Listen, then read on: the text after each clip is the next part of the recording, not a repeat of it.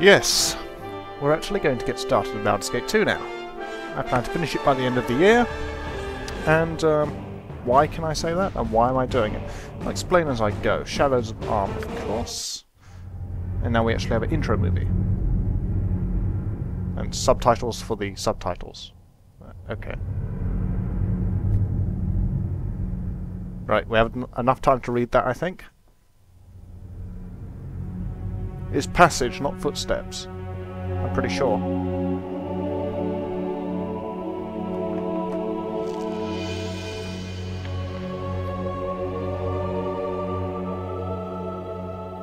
You spent your youth in the library fortress of Candlekeep, under the kind tutelage of your foster father Gorion. Imoen shared this home, a kindred spirit. Her background was as mysterious as your own. Gorion's murder brought answers to your questions when his killer Saravak was revealed to be your brother. You and Saravak were a product of the time of troubles, a chaotic period when gods were made flesh and forced to walk the earth. One such deity foresaw his own death and walked the land before the cataclysm. He left a score of mortal offspring, intended to be the fuel for his rebirth. The god was Baal, Lord of Murder, and you are one of his children. Saravak sought a war of sacrifice to prove his worth, believing he could become the new Lord of Murder. You killed your brother, sending his taint back to Baal. You were the hero of Baldur's Gate, but some suspected you shared the same lineage as Saravak. You departed soon after, under circumstances much darker than anyone would have believed. They came as you rested, figures cloaked in mist that clouded your thoughts, blurring the lines between consciousness and dreaming. There was no malice or hatred, no mention of an old score. Only quick capture and the promise of grim deeds to come.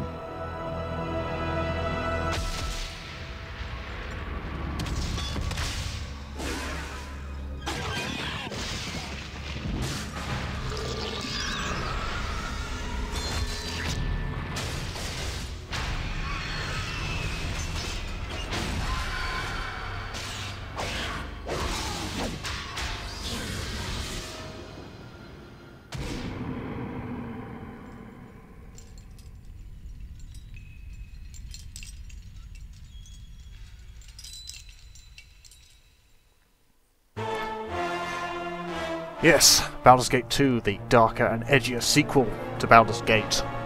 Things don't look good. And you probably noticed that my resolution is a little off, and that's because I'm using a widescreen mod. It's easily obtainable. Subject to mods, which I put in the description below this video. So don't leave comments, just check the description. I'm using the widescreen mod, obviously. There's a link to that. I'm going to be using a quest pack mod. That adds a number of quests, a few alterations, but nothing too major. And also the Virtue mod, which is kind of, it's like Reputation, but different. I'll explain it when we come to it.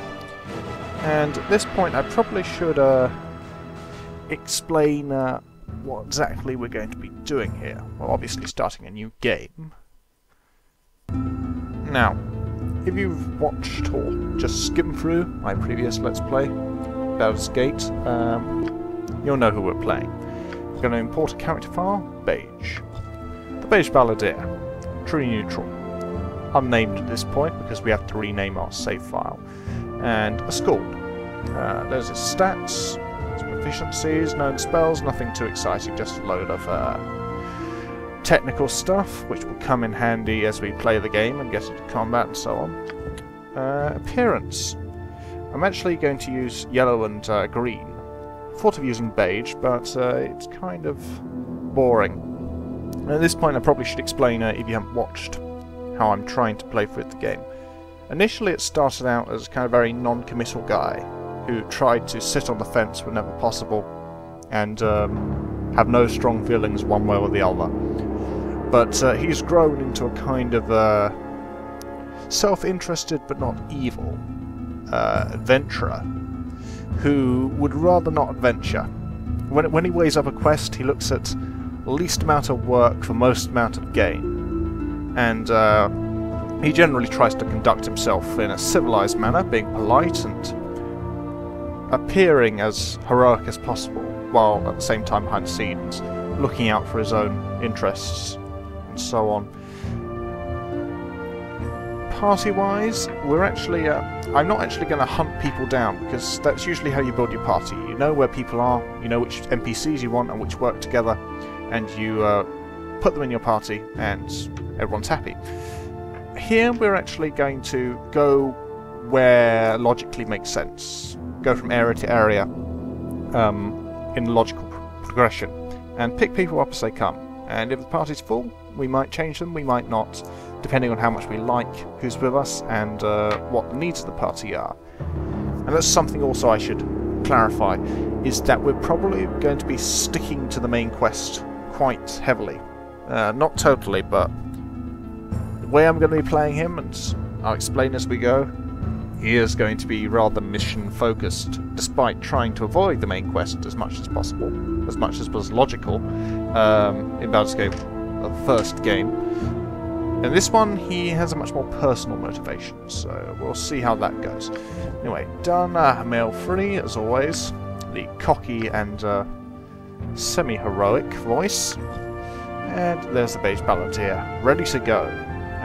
Much sooner after I thought I'd be playing him again, but the way I'm going to be playing and how I'm feeling at the moment means that this Let's Play won't be incredibly long. It will be a long one, but it won't be as long as Baldur's Gate 1, because we are going to be sticking mostly to the main quest. And I have a very good idea of what he is going to get involved in and what he won't. So, before I bore you to death, let's just get into the game. Loading area. There we go.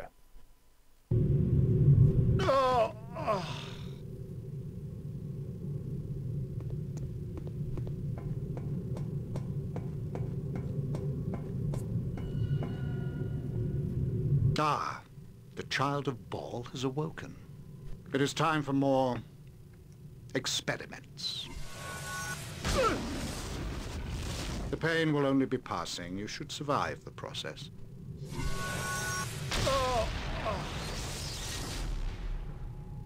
Interesting. You have much untapped power.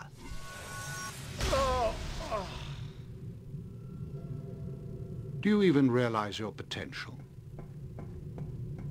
More intruders have entered the complex, Master. They act sooner than we had anticipated.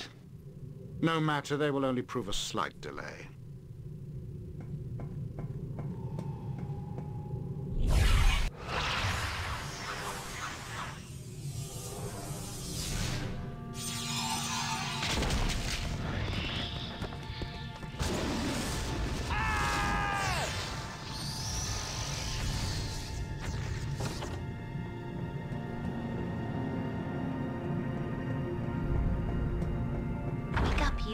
Wake up! Come on! We have to get out of here! Alright, so we've just been knocked around quite a bit by that chappie over there, and someone appears to be invading his lair, and now we've got Imoin here, waking us up.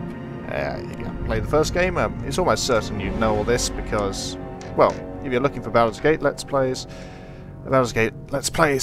you've most likely played through the games, repeatedly.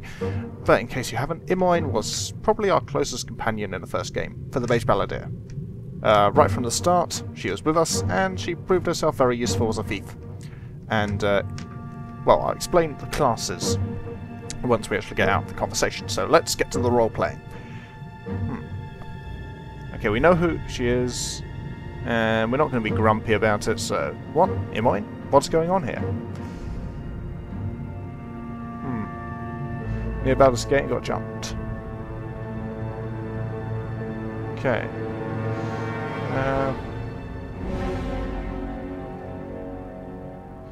Yeah, that's for if you haven't played the first game. So, alright, I'm moving. I equal over though.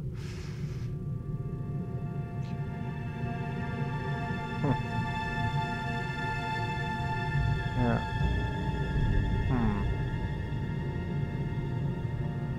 How did you get free in the first place?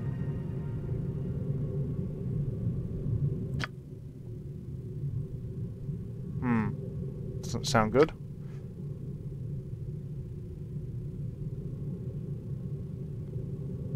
Right.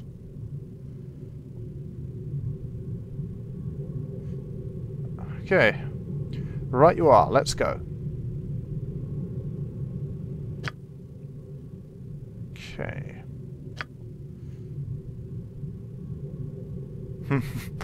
Yeah, they did sell our best stuff, of course, because it would make the game a bit easier if you started out with all the stuff you finished Baldur's Gate 1 with. So let's check our gear.